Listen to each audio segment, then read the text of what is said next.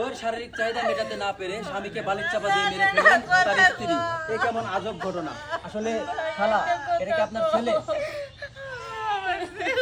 আচ্ছা, আপনার ছেলেকে যে আপনার ছেলের বউ বালির চাপা দিয়ে মেরে ফেলেছে, এই বিষয়ে আপনি কি বলতে চান? আমার এই বিষয়ে একটা কথাই থাকবো, জনগণের কাছে আমি বিচার চাই। আমার এই ছেলেটা যেভাবে মারছে আর যেন সুস্থ বিচার হয়, আমি বিচার চাই। ও বাবা,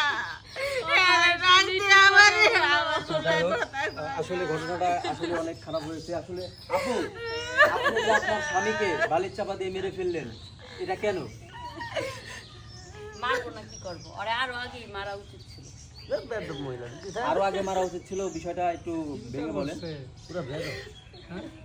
ও পুরুষ, ও কিসের পুরুষ? যে পুরুষের পুরুষত্ব নাই তাই সে একটি পুরুষ।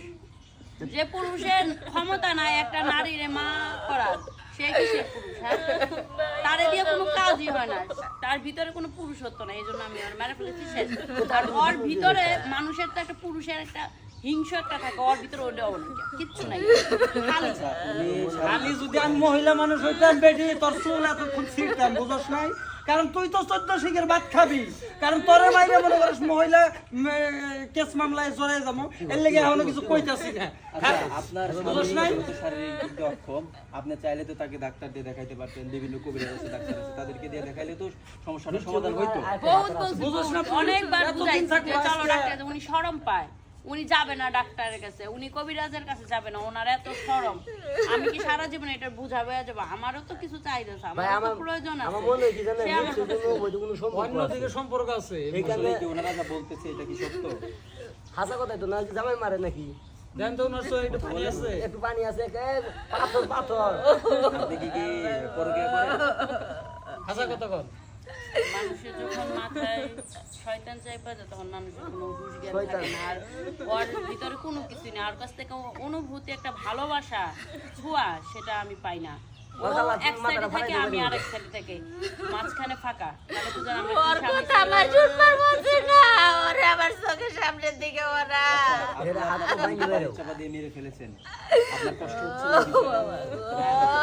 মার পরে আমি বুঝতে পারছি আমার কাজটা, আমার মাথা গরম হয়ে গেছিল, তখন আমি নিজে কন্ট্রোল করতে পারি।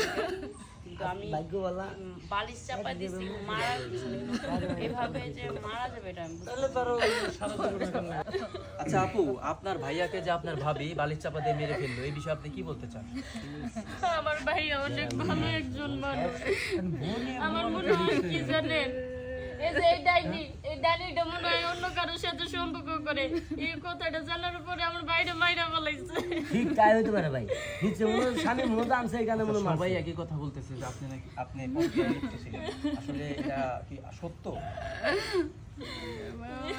আমার স্বামী সত্যি সত্যি অক্ষম, পুরুষত্ব না। আপনি কখনো আপনার শাশুড়িকে জানান না এই বিষয়ে? আমিও, আমার শাশুড়ি হয়, ওনাকে তো ভাইয়া বলতে পারি না, আমি ওনাকে ইঙ্গিতে বুঝাইছি।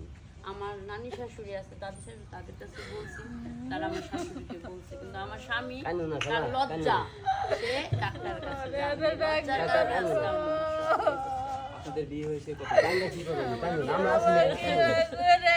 5 বছর তাহলে বুঝতে পারতেছি আসলে সে আসলে শারীরিক দিক দিয়ে অক্ষম ছিল। আসলে আন্টি, আপনার ছেলের বউয়ের থেকে যেটা জানতে পারলাম, আপনার ছেলে আসলে শারীরিক দিক দিয়ে অক্ষম ছিল, কারণ তার 5 বছর যাবত বিয়ে হয়েছে, এখনো বাচ্চা কাচ্চা হয় নাই। আপনি তো জানতেন।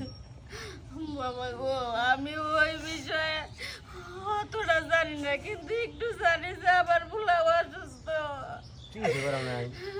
আমারও তো ভাগ্যে কয় নাই, আমি কি আর জানি আমার ভুলা রে, আমার ঘরে খাবো। তারা অবশ্যই ডাক্তারের থেকে চিকিৎসা নেবেন, নইলে এই ওনার মতো পরিণতি আপনাদের হতে পারে।